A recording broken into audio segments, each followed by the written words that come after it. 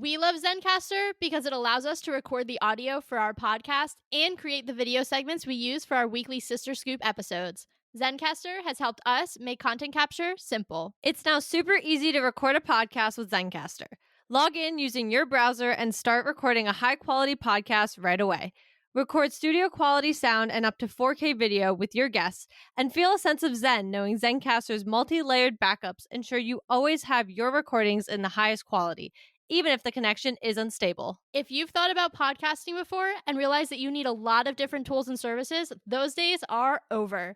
With Zencaster's all-in-one podcasting platform, you can create your podcast in one place and distribute it to Spotify, Apple, and other major destinations. Just go to Zencaster.com/pricing and use our code SistersAssembled, and you'll get 30% off your first month of any Zencaster paid plan. We want you to have the same easy experiences we do for all of our podcasting and content needs. It's time to share your story. Katie and I are always hungry, and one snack we both love is beef jerky. That's why we're so excited to tell you about one of our favorite jerky brands, Matt Hat Jerky. Matt Hat's delicious taste makes it a great snack, and the variety of flavors, including original, black truffle, and my personal favorite, roasted garlic, means there's a flavor for everyone. Plus, it's local to the area where we grew up in, which we just love. Use the link in the show notes below to get some Matt Hat Jerky for yourself, and make sure to use our coupon code SistersAssembled for 10% off.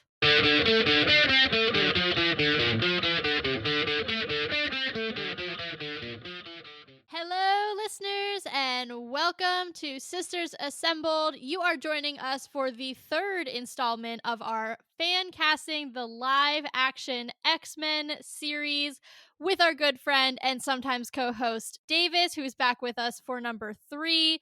Welcome back, Davis. Thank you. Excited to be here, per usual. Yes, we're happy to have you. Excited to hear what your picks are this week. But just a quick PSA, you can listen to these out of order, but if you happen to be finding this as the first of our live casting episodes, I definitely recommend you also go check out 1 and 2, just to get a little bit of an idea of who we've been casting in some of the other roles. With that being said, this particular episode is going to focus on Storm, Beast, and Professor X. So we have some really iconic characters coming your way and what are sure to be some really amazing actors to potentially fill their shoes. With all that being said, I'm going to let Katie go ahead and start us off with her picks for Storm, and we're going to go right through the list. Yeah, so I will start off by first saying this group of 3 wasn't fun. It was tough. But out of all of them, Storm was the easiest, in my opinion, to be casting. And I think it's because I already had an idea of somebody who's been talked about to be in that role and also somebody who I think could do the role very well. So the first one, which shouldn't be too much of a surprise, is Janelle Monáe. Mm-hmm. I think we've all been listening to the rumors that she has been in talks possibly to be playing Storm already. She would do great. She's more of a music artist, isn't she? She's a singer, but she's done Knives Out. She was in the second I thought Knives she Out. was in Knives Out. Yeah. Yeah, Glass Onion. Yes. Okay. I thought that was her. So she is a great actress. I am intrigued to see if she gets this role. I had to put her on the list. I'm sure there's not much we have to say there because, again, she's been a huge rumored person to be playing this role. My other pick, though, is Rosario Dawson. Ooh. I actually know her from the Percy Jackson movie because she played in the OG. She played Persephone down with Hades. And that's actually what I know her from, which is like the smallest role, I'm sure, in comparison to things she's been in. But I really like her and I really like her look, especially if we're going for a slightly older team, a more mature team. I think she has that look for her for sure. Also, I don't know if they're trying to pull off some really cool Storm looks, which we saw in X-Men 97. I think she'd be really awesome in some of those looks as well. So those are my 2 picks for Storm. I'm going to talk a little bit about Rosario because the role that I know her from quite a few different roles, but the role that I most associate with her right now is Ahsoka Tano. So that girl, I love her so much. I think she would be amazing. My one call out, and Katie, you have not watched She's in Daredevil. Yeah. I do know that. So because of that, she's kind of a little bit off the board. because that has been canonized. So that's a challenge. So the only reason that I would fight that is because we've been confirmed that the X-Men are probably going to be from a different universe. Additionally, I have been reading articles because I did see that. And a lot of people were saying her role didn't seem like they couldn't recast her as Storm if they wanted to. It wasn't like she was out here playing, Karen. So maybe that's wrong. I don't know. I haven't seen the show, but again, if it's another universe, who's to say? Yeah, I guess to go back on that though, she is across all 4 of the shows. So, well, I don't think she's in Punisher, but she's in Daredevil, Luke Cage, and Iron Fist. She's really good friends with the current Iron Fist from the show, Colleen Wing, and she dates Luke Cage in his show. So, though she doesn't have a huge role in Daredevil itself, in the larger Defenders universe, she's actually one of the biggest connecting threads between the Defenders. So she does kind of have a larger role. Look, I love Rosario Dawson and I want her fully in the MCU. So if that's through like a Daredevil backdoor thing that we can do, great. I just don't know, even if the X-Men are in another universe, that we can have the same actress playing a different character. She would have to play Claire They've done it in a before, different though. universe. I know, but it's just annoying. Like, I don't like when they do that. It drives me nuts. So it's a personal thing. It's not a personal thing. It's just not continuous. Like, it's not continuity. Rosario, you might want to skip this episode. No, I love her. I love her. You don't. There's nothing against her. It's just the laws of Taylor. I do agree. We've seen her as Ahsoka. We've seen her as like a fierce warrior, and that's kind of who Storm is. And then to me, Storm has this big, booming, powerful voice in live action and in cartoons. And I think Rosario can really do that. I really liked Janelle Monáe. She was in Hidden Figures, but I really liked her in that. I just was a big fan of that movie just in general. So I think she's definitely played more stoic, serious roles, like in Hidden Figures. I haven't seen Glass Onion, so I can't speak to that. But if it has the same kind of quirks as Knives Out, the first one, I think that could be a really good fit as well. Yeah, I like them both, other than the fact that I'm getting sidelined because one of them was in Daredevil. But I like both of them as options. And as I said, Janelle, I know, is in the talks. I mean, she's one of the big rumors that has been floating around. So I figured I had to at least put her on the list. Yeah, somehow when I was casting for the role, I somehow managed to not see any. Usually when I'm doing my research and looking at images, it always pops up and I'm just like, shoot. But yeah, I managed to kind of avoid them. So I think just the fact that she's on my list, she was my number 1. But I picked 3, luckily, so I have 2 more. But yeah, I think those are 2 really good picks, and they're 2 very young actresses, roughly, I think, right? I think they're both... Are Rosario's in her 30s? I don't know. That's a good question. Yeah. I'll open the Google while you guys deliberate on the next ones. Yeah, Davis, I think you segued pretty well into some of your picks. So why don't you hit us with your 2 other picks? Sure. But yeah, so like I said, Janelle was my number 1. But to keep things interesting, my second choice, which is now my first, I suppose, I don't know if I'm pronouncing her last name correctly, but Ariana DeBose. I really liked her in Argyle. She was Kira in Argyle. She had a very small role in Argyle, if you haven't seen it. It's not really a spoiler. She's not in it that much, but when she is in it, she has this spunk and charisma that I really liked. So I could easily see her playing Storm. And when I was doing research, I didn't realize she was in Hamilton. She was in the original ensemble in Hamilton. Oh, shut up. Which I had no idea. Yeah. Isn't she in West Side Story? Yes, I think she was. so, yeah. So I think that would help too, because if she has a musical background, I feel like we've had our fair share of actors in the MCU that also do live theater. I think kind of a lot of them, I feel like, have. Yeah, for sure. So I feel like the transition from there into the MCU has happened before, so maybe it helps to have a musical theater background. But I just think, yeah, Ariana really did a great job in Argyle. And now that I know she was in Hamilton, I can picture her in Hamilton as well. And she does kind of stand out.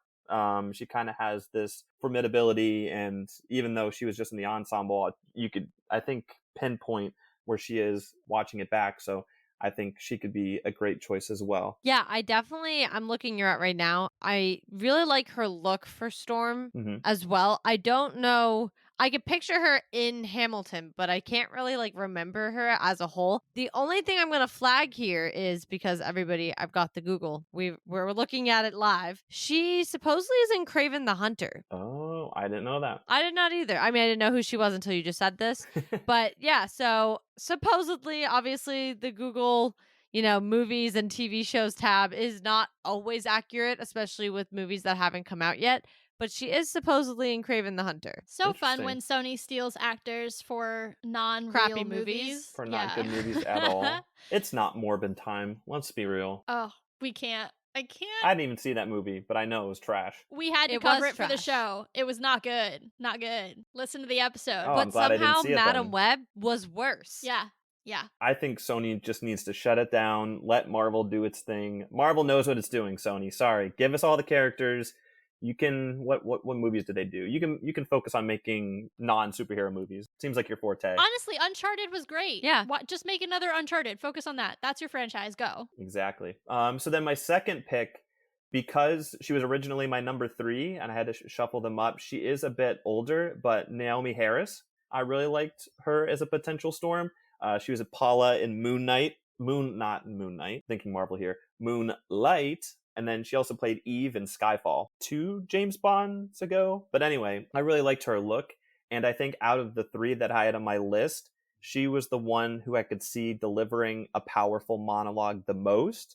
Eyes all lit up, hair static, surrounded by thunder and lightning, delivering this thunderous monologue.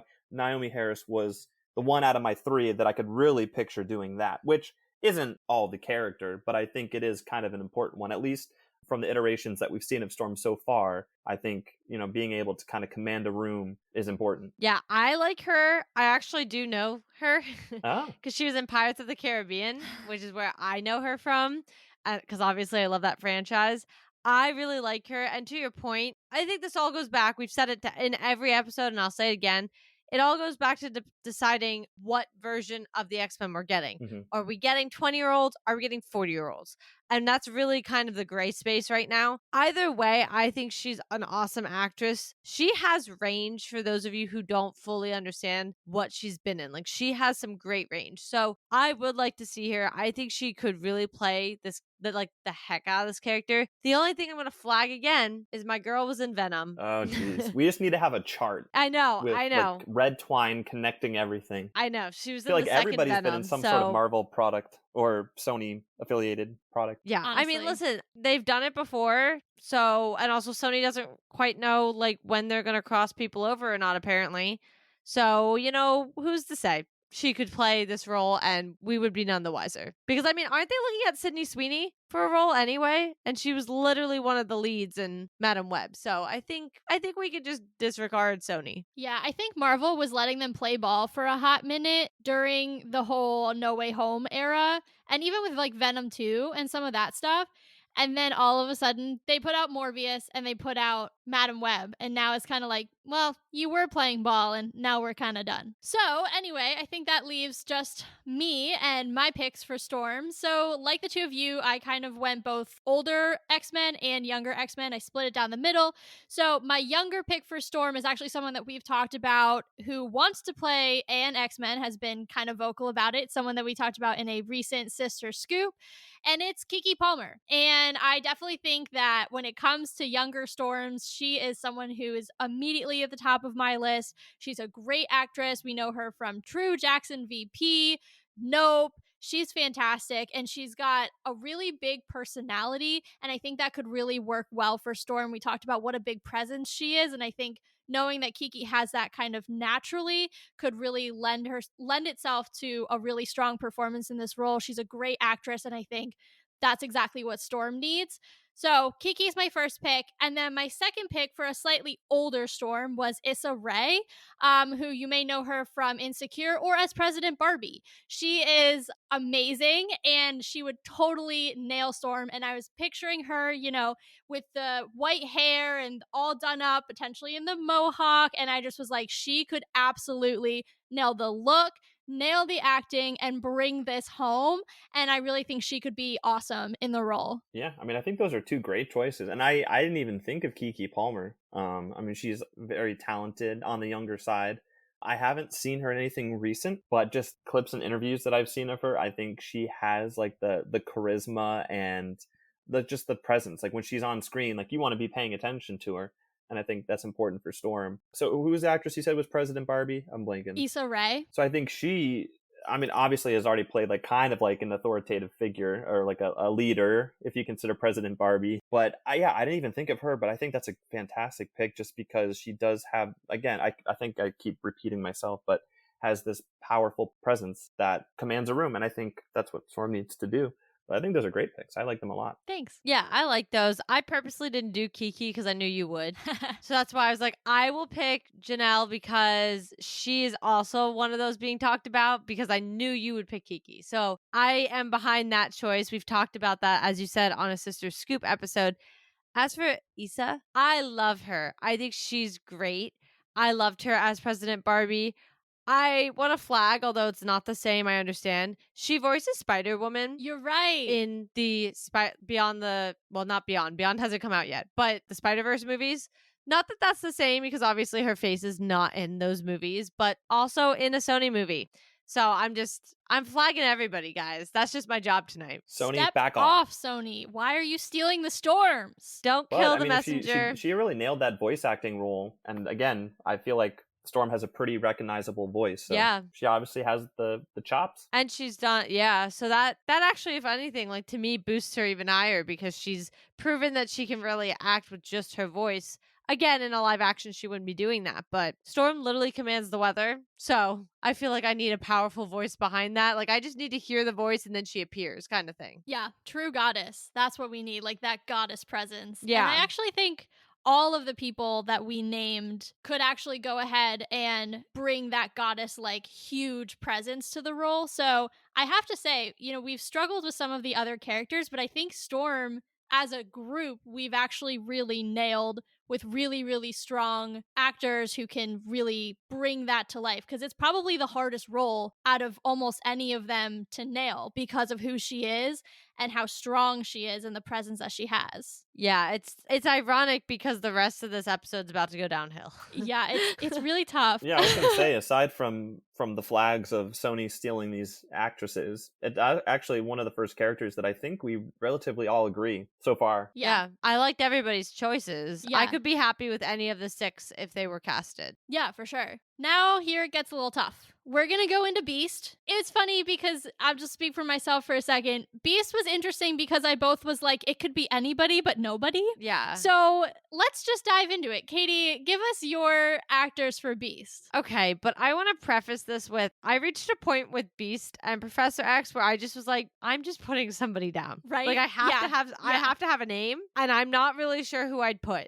I think so many other characters to me have very distinguished features, backgrounds, whatever, that to me makes it really easy to cast them versus Beast and Professor X. I couldn't do it. So I know I chose this person for another role, but I put Daniel Radcliffe as Beast as one of my picks. You and I were thinking similarly. I don't have him, but I have a similar looking actor.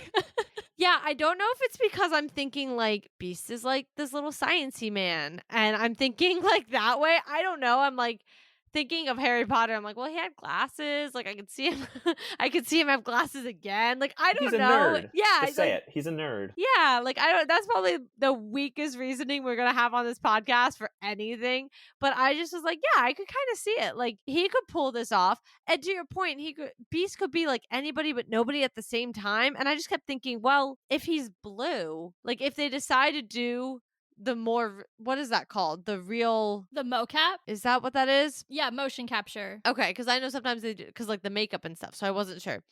But I'm like, if they decide to do that kind of stuff, I'm like, he'll be blue. It doesn't really matter what he looks like, right? He just needs the acting chops to pull it off. And I think, obviously, Daniel Radcliffe proved that a long time ago. Yeah, I mean, I think I would prefer Dan as Wolverine, but I do understand why you went that route. Like I said, I have a similar looking actor that I will talk about because I was also thinking, like, yes, he's going to not look like himself. He'll have the fur and be blue. But I was trying to go for guys who were like very square jawed because Beast, like when he bulks up, Like, you want someone who's going to have that kind of jaw that fits that much larger body. Nicholas Holt was kind of an interesting reference point because he's so like lean and thin. So it's such a strange and dramatic transformation when he goes from Hank to Beast. That's so dramatic, right? Because it's this thin little man goes into this hulking beast.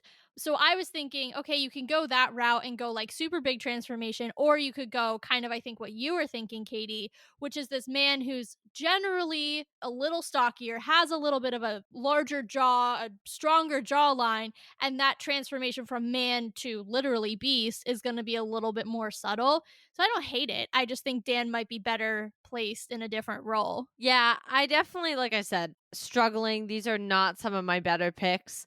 But then, and this is kind of going with your other thought process, my second pick. And I know this person has pretty much sworn off Disney, but I don't care. And I put John Boyega. I think with the acting that this man has already proven he can do, I think he'd be a very interesting beast. I also kind of, to everything Taylor was just saying, this to me, with kind of he's a little stockier, would be less of the transition to beast and just more of like physically, but just more of literally becoming beast. I think, again, this man has an amazing repertoire of projects already under his belt. However, the stake in the coffin is he doesn't really seem all that excited about ever working with Disney again, doesn't really seem all that excited about coming ever to the MCU. I know we talked about him forever ago when talking about recasting Kang. So this one's unlikely, but I could still see, if he ever wanted to, that this could be a really good role for him. Yeah, I love John Boyega, and it's unfortunate what happened with the whole Star Wars thing because he is a great actor, and it's a bummer that because all of these different franchises are housed under the Disney umbrella, that now he has no interest in being probably in larger franchises in general, but specifically Disney run franchises. So that's a serious bummer because there are plenty of roles I think that he could be great in. I do think Beast is an interesting one for him as well because he could bring both that kind of more meek level of like Hank, because I think at the beginning, and I've only seen the sequel trilogy once because once was enough, but when at the beginning, when he's just, kind of stopping being a stormtrooper, he's a little bit more meek and timid, but then he does have this, intensity that he's able to bring, and that is, I think, kind of the more beast side. So you're almost going not quite so good and evil, but like Jekyll and Hyde, like two very different sides of the same personality. So I think he could do that really well. Yeah, no, I think I agree. And going back to the other picks, like I think Daniel Radcliffe, if they wanted to have this character be more confident, he could be more confident. Whereas John Boyega, like you said, can definitely do more shy and timid. So I guess it really depends on how they want to do the role. But I think I also had a tough time with this as well because are they going to go the route? I guess we obviously don't know, but are they going to go the route like X-Men First Class, where we see Hank and Beast kind of equal, but in like the animated show in X-Men 97, I'm making my way through the original X-Men movies, and it seems like Beast is predominantly beast and not human. Yeah. So I guess it really depends. So yeah, I mean, I like those. I like both of those picks. I think they're great. I just think it just ends up being, what will they do? Will they have just Beast 24/7, or are we going to see the more human side of it? Right. And also, we've already seen a Beast in the MCU. So I think that was also what was making me struggle a little bit with this, because I was like, is that our Beast, or are we going to be seeing a new one? Like, I think that was also a really big part of this. I'm actually glad you brought this up because when I was doing like my research, I realized Kelsey Grammer actually played Beast in the original trilogy. I did not know that. Yeah. It made me wonder if like low key, is that the original trilogy universe? That's not a conversation for this podcast. I just want to point it out and put it out there in the general universe because I didn't realize that. Oh, yeah. Because it's such a small, like, I don't think he's in there for even very long. And it's been so long since I've seen those movies, I totally forgot about it. Yeah. And it's so funny because, like, I don't think I realized that was him for a long time. But then I got really into Frasier, like the original Frasier. And then I was like, oh my God, wait a second. Which is like a weird way to see him as a blue person, blue like furry person, and then all of a sudden he's like, obviously I know that's not the order in which these came out, but it's the order I saw them, and then suddenly he's like this radio host psychologist, and it was very strange, but I love that man. I think he's amazing. Didn't he also play Beast in the post or mid-credit scene of the Marvels? Yeah, that's what we're saying. Okay. Yeah, it's the same actor who did that scene, was the same one from the original trilogy. He's only in it for like a minute or two. And when I heard that it was Kelsey Grammer, I didn't realize that he was in the original trilogy because it's been so long. So yeah, that's why I'm wondering, like, oh, are we in that universe now because he's back as Beast? Who knows? To be decided. Yeah, TBD. We'll talk about that later. Yeah. But Davis, give us your picks for Beast. Yeah, so for Beast, I think I had a tough time compared to all three. I think Beast was the toughest of the castings for this round, just because I wasn't sure, like we talked about earlier, is it going to be the Beast show? Is that all we're going to be seeing is just Beast, Beast, Beast? Or are we going to get the more human side and see Hank McCoy? So when I was trying to fan cast and looking at pictures, I struggled to find a picture of Hank McCoy. Nicholas Hoult kept popping up, and I'm like, Nicholas, you're great. I don't want to see your face anymore. Show me what he looks like in the comics. Couldn't find it. So I think that's why Beast was tough. But my number one pick was Alan Ritchson, who plays Jack Reacher in the new Reacher show. I feel like I keep referencing this movie during these episodes, but he was in the Ministry of Ungentlemanly Warfare with Henry Cavill and Alex Pettyfer. Yes. I feel like we just could stream this movie. Go see the Ministry of Ungentlemanly Warfare. No, I'm just kidding. I know him. I don't know if you guys watched Blue Mountain State, but he played Thad Castle in that show. It's a very like college-y bro humor, so I wouldn't imagine you guys have seen it. But also, he also played Aquaman or Arthur Curry on the CW in Smallville. Oh, Smallville icon. So Alan Ritchson, anyone look up a photo of him, he's jacked. So he's already in beastly form. I think he has that the jaw, Taylor, that you were talking about. But in a couple of roles that he's played like an intellectual, kind of like a very intelligent person, contrasted with a lot of his roles where he plays the dumb idiot. No offense, but a lot of his characters are kind of like Thad Castle in Blue Mountain State. He's a dummy. So I could see him play both the Beast, considering his stature is already beastly, but I also could see him as the more intellectual, glasses-wearing scientist. So that's why he was my number one, because no matter what they decide to do with Beast, whether it's him, Beast all the time, or we see a little bit of Hank, I think he could nail both, simply because of his stature. And in the Ministry of Ungentlemanly Warfare, he did play a very well-spoken, Finnish gentleman from Finland. So that was my number one pick, just because I think he already has the look of Beast. I don't know if you guys know who I'm talking about, but any picture, I think you can agree. You'll see what I'm saying. Yeah, I do. The hard thing is like, as soon as you said him, the name sounded familiar. And then I looked him up and he looks familiar, but I cannot place what I know this man from, but I feel like I've seen him so many places. And if you look at like his body of work, he's been in one episode of a bunch of different shows. So I think I just know him from seeing him in a bunch of different places, but never consistently. I don't know him very well. I do think the roles I have seen him in, to your earlier point, had been a little bit more dumb jock kind of vibe. Yes, very much. He was a Ninja Turtle, I figured out. I saw that and I was like, this makes sense. Yeah. I still think, though, look-wise, he could be very interesting as Beast, and I'm sure he probably could play the role very well as well. So I wouldn't be against this. It would be interesting to see how they go about it with, because I feel like some actors and actresses are more willing to do the makeup. Mm-hmm. So I think it just keeps coming down to that with Beast too. It's like, somebody who's more buff like this might be more willing to go into the makeup and do less of the facial stuff, that what we were saying earlier, I keep forgetting. Oh, the mocap? Yeah. So I don't know. We'll have to see.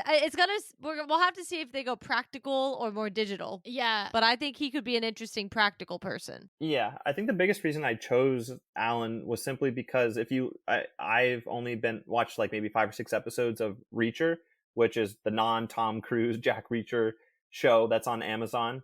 In Reacher, he's this badass ex-military police guy, so he can already do the ass kicking. But in the show, Jack Reacher is very methodical and thinks things out, and is very well spoken, and has he's like keen and intelligent. So that just the Jack Reacher role alone for him is like, that's Beast. He's methodical, well spoken, thinks things out. But once he decides what he wants to do, he's going to kick your ass. Yeah, I like it. That's fair. I think my one thing, and I'm just struggling to see him as like the nerd. Mhm. Like, I don't doubt that he could play the role, but his whole look is jock. Yep. And so I think I definitely think if they go the more beast route, I could totally see him. But if it's a little more evenly split, I would have a harder time because I do like the idea of it being a pretty distinct switch between the two and a Kind of like a Bruce contrast. Banner Hulk. Exactly. I mean, Mark Ruffalo, he looks like a kitten. Like, he does not look like the Hulk, right? And I love that, like, this sweet little man turns into the Hulk. And I think Beast is kind of the same way, except obviously he keeps his faculties. So that is kind of more what I'm looking for. But I think, like I said, physically, if we're going 90% Beast, 95% Beast, I love him for this. To your point, he's already there physically, and I think that could be cool. Yeah. And so I think my second pick is a little bit more in tune with what you just said. I really liked potentially Jeremy Allen White. Yes. Say no more. All right, let's I move live on. for him. Bring him and Zach in, Wolverine and Beast, and it's over. Yep. That's what I'm saying. They've You already just played made a brothers in the billion-dollar Iron movie, Claw. Marvel. They have good collaboration. Let's do it. I haven't seen The Bear, but apparently it's one of the best shows out right now. He's phenomenal. He is amazing in The Bear. Listen, I'm actually very pro just bringing all of the brothers back. So go ahead and bring David back. That's Harris Dickinson, and he could be Gambit. And I'm all for like an Iron Claw reunion in X-Men. And then bring back Lily James too. I was gonna say, we put Lily James on there too, so. Listen, I think we need we're to on do to it. something. Kevin Feige, if you're listening, give us our money. Kevin, you know where to reach us. Let's go. Just steal the cast of Iron Claw. Yeah, we get here, Kevin. We give you permission. Take it. Yeah. We just want want opening night lifetime tickets. tickets to all of the premieres. That's all. It's not a That's heavy all we ask. ask. It's That's a small it. ask. But I think with Jeremy, it's like he has the meeker, more soft-spoken role as Lip Gallagher in Shameless, and then you contrast it with his feistiness and his kicking assness is not a word, but I'll use it. In the Iron Claw, he also is very nerdy, yet he does have that wrestler physique already from the Iron Claw, and I'm assuming he's kept it up.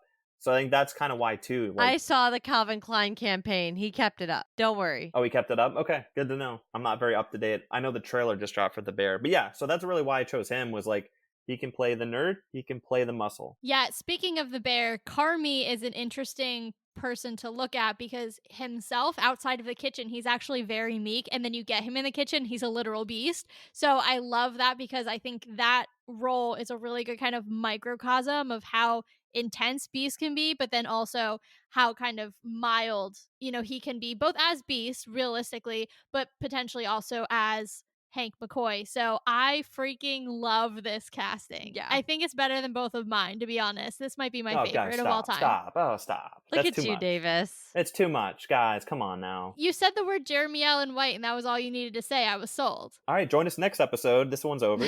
Yeah, exactly. All right, now that I said that it's not that I don't like my guys, I just think Jeremy's better, but I will go through my two for Beast. My next one is also a Star Wars alum. I feel like we're bringing a lot of Star Wars folks in this episode, and it's Alden Ehrenreich. I'm Ooh. definitely mispronouncing his name. I apologize, but he played young Han Solo in Solo. And Katie, this is the one that I was kind of referencing when you talked about Daniel, because they do have that dark hair, that very square jaw, that more like stout frame. So when it comes to Beast and his like physique, that's kind of who I was looking at. But I do think he could also do a little bit more of that nerdy vibe if they want to bring in more Hank elements. And then my next one kind of has a similar vibe, but it's Jake Lacey, who you may know from, I know him at least from White Lotus, the first season.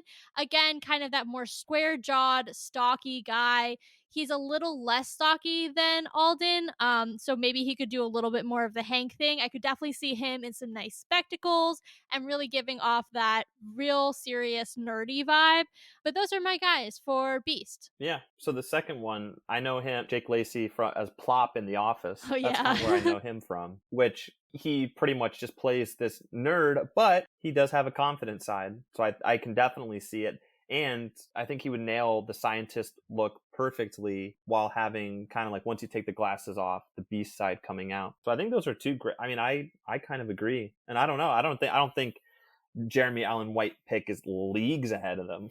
Oh, you're so kind. But I think I remind who's the first one. Sorry, I'm blanking. I just was picturing Jake Alden Lacey. Ehrenreich. Ehrenreich. Yes. So with him, I think his role in Oppenheimer is something that I'm really thinking about right now, where he's kind of the grounded center, as Robert Downey Jr.'s character is kind of like freaking out over, screwing over Oppenheimer.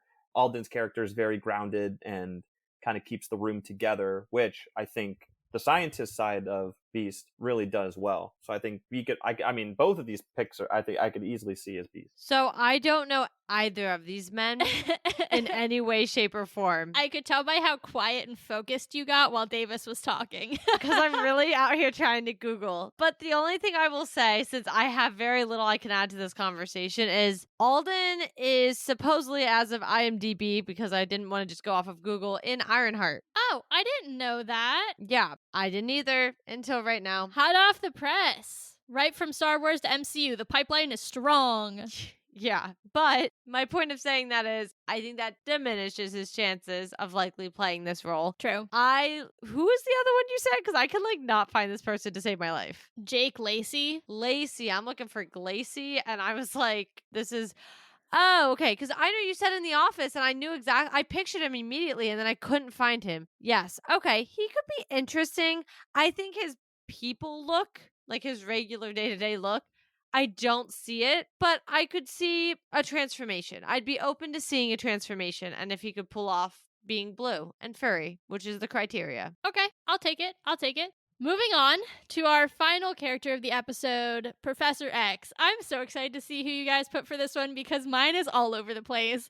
So, Katie, let's go. Mine is also all over the place, and I told you guys, this only just went downhill from the beginning. We started with our strongest options. So, my first one is Mark Strong. If you don't know who that is, he looks like Stanley Tucci, kind of. But meaner. And I always think they're the same person, but they're not. Is it not the guy who played Seneca's ancestor in The Ballad of Songbirds and Snakes? Because I also thought he looked like Stanley Tucci. No. Okay, then now I have to Google. Hold one moment. I don't think so. I don't see it anywhere on his list of... the Kingsman movies? Yes, he was in the Kingsman movies. I think Lancelot. I know him from... He was in Cruella, and I also know him from something else that I'm blanking on. He was in Shazam. He played the bad guy in Shazam. I have not seen that those. guy! But yeah, I just saw the trailers. Oh, actually, I probably know. Oh, I know him from Murder Mystery 1 and 2, because he was also the bad guy in those. Now that I'm thinking about it. The Adam Sandler, Jennifer Aniston movies, the comedies. Oh, I've only seen the first one, but I thought it was hilarious. Well, he was in those. So I know him from there. This was kind of one of those off the cuff, like, he's bald. He's and in already Hollywood. bald. He doesn't have to It's the transform. only identifying and important feature here. Yeah, I mean, I've seen him play a lot of, like, more bad guy roles. Mm-hmm. So I do think, to play somebody who's on high of their high horse as Professor X could be interesting, because I think the hardest role to play is a villain, in my opinion, especially a villain that you need to sell. So to go from those kind of roles to, after X-Men 97, I'm questioning some of Xavier's motives to begin with. So maybe it's the exact type of role for him. The underlying, like, I think I'm right, and this is my messaging, and I am on my high horse kind of person. So I thought he was a very interesting pick. My second option, which you guys should recognize, maybe not his name, but you'll know when I tell you what he's in. Hugh Laurie. Yes. House himself. Oh, House Dr. is in House. the house. I see clips on that's TikTok. all I know that man from, though he has quite a long list of things I know he's been in. He's an impeccable actor who I think if we go on the older range, especially, I see him maybe being able to play a Professor X. I feel like he's got the look for it. And again, he is an amazing actor. If you haven't, I've seen him only really in House, but I know he's in some other great things. Check him out because he steals the show no matter what he's in. I actually really like both of those options. I think you did a good job of picking like a Professor X for the younger crowd and then also one for the slightly older folks. I like them. I think I could see both of them. Obviously, Mark is a little easier to visualize because he does wear his hair, or he is bald. Or no hair. Yeah, he wears his non-hair out and about. But, I do think that's a little easier to pick, except what I love about Hugh is, at least I'm going off of X-Men 97, like one of Professor X's most prominent features are those insane cheekbones he has. Yeah. Mhm. And Hugh Laurie has a very angular face with like very prominent cheekbones. So I think, shave his head and give him, with maybe a Henry Cavill, Issa Rae combo, that type of age group. And I think you're looking at a very solid cast starting to come together. Yeah. Well, that's kind of what I was thinking with him, because I'm thinking of like Patrick Stewart, who obviously played the OG Professor X. And I'm thinking, I think that could make sense if we go with an older crowd again to kind of have an older Professor X. And I definitely think Hugh is right in that range. So I think that worked for me. I'm glad that you liked the picks because, again, struggled. I don't think I struggled as bad as I struggled with Beast, but I was still struggling really bad with these. Yeah, well, I struggle too, simply because I'm like, okay, I guess anyone can be bald. Right. But it's hard to picture someone bald. Right. Well, it's like Beast. It's like anybody could be made blue or furry. Yeah. Like we don't have to. Yeah. But I think with Hugh Laurie, I think it's his name, right? Yeah. I think with Hugh, at least I haven't seen House. I've seen clips on TikTok, and in this show, at least that from what I can tell, he's a teacher. I mean, obviously he's a doctor, but he's teaching people about what's wrong with them. He's like instructing them and kind of discussing ailments and what's wrong. And I mean, for Professor X, first and foremost, it's in the name, Professor. Like he's got to be someone that you could see being a teacher and being someone that people listen to and respect. And I think Hugh, at least in House, I don't think I've seen him in anything else, but the clips that I've seen, he's always teaching people. It's like, here's what's wrong with you. Here's why you're feeling this way. So, I mean, I think out of the two, I think I like that pick the best. Nice. Cool. All right, Davis, your turn. So yeah, like I said before, I'm like trying to picture actors bald, even though everybody can be bald. You just need some razors and scissors. Or a bald cap if you don't want to go that far. Yes. Yeah, if you're Austin Butler and you got those luscious locks and you don't want to chop them off because you're going to your next movie, we love a good bald cap. So the actor that came to mind first was a popular fan cast. So the reason he came to my mind first was probably because I'd seen a lot about him. And correct me if I'm wrong, has the MCU already casted Professor X? Not No. to our knowledge that they've told us never mind. publicly. Then I probably was struggling to understand what I was reading. But actually, both of these people on my list have been in the same show before. But Giancarlo Esposito, he was the first name that came to my mind simply because from The Boys and Breaking Bad, he already plays this prominent figure that people fear, which, isn't Professor X. So I'm thinking, and also, he tried to kill little baby Grogu. So we're not a big fan of, was his name Moff Gideon? Yeah, Moff Gideon. But anyway, I think, he is, at least as his character in Breaking Bad, Gus, he is the king of monologues, and he commands attention anytime he enters the room or the scene. So I think that's perfect for Professor X.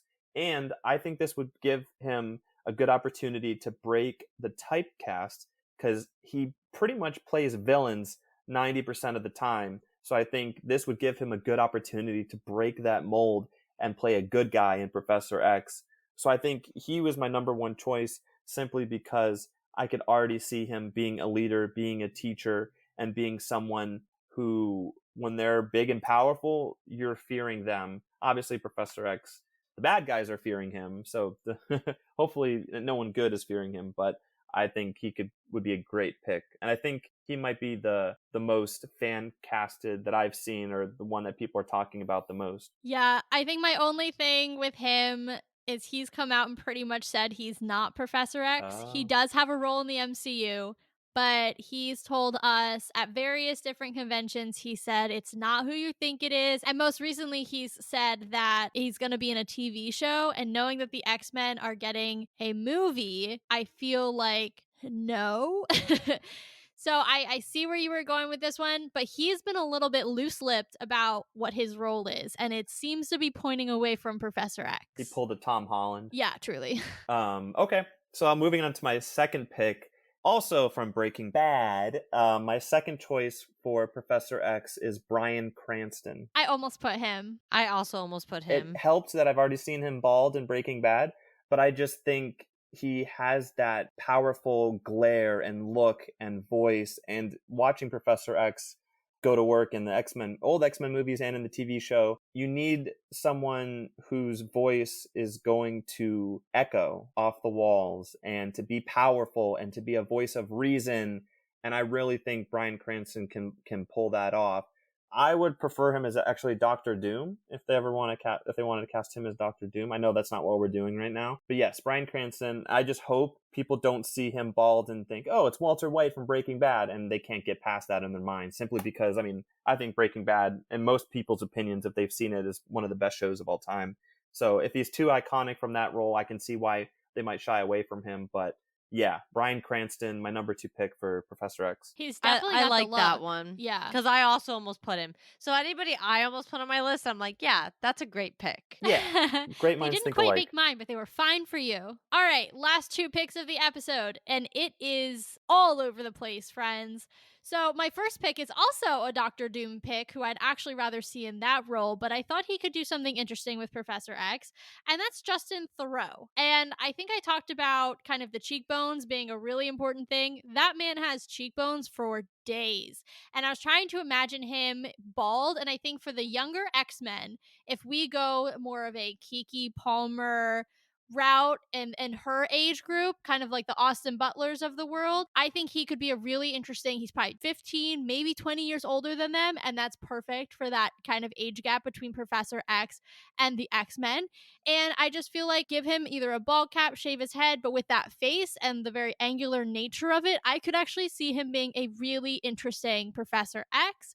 And then my next one for the older set is Eric McCormick, who is probably best known for Will and Grace, but he's also done things like Perception and one of my favorite shows actually called Travelers. It was on Netflix. I don't actually know if it's there anymore, but it's all about time travelers, and he plays a very different role from Will in Will and Grace. So it kind of opened me up to, him doing different kinds of roles, because I think it can be kind of hard to picture him as Professor X based on, Will, if you only know him from the comedy sense.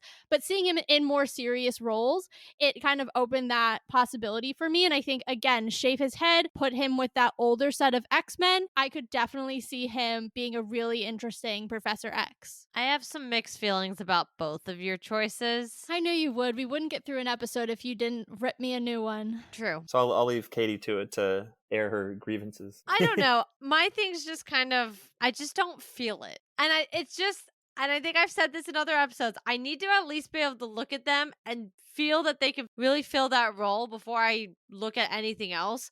And I just don't visually see it. I love especially Eric McCormick. I think he's awesome. I love him in Will and Grace. So it's nothing about his acting. I don't know. I can't really see him being a Professor X. That's what I mean. You have to watch him in more serious roles, because I get it. If you're picturing him like acting in comedy and like that type of like sitcom, it is a tough jump.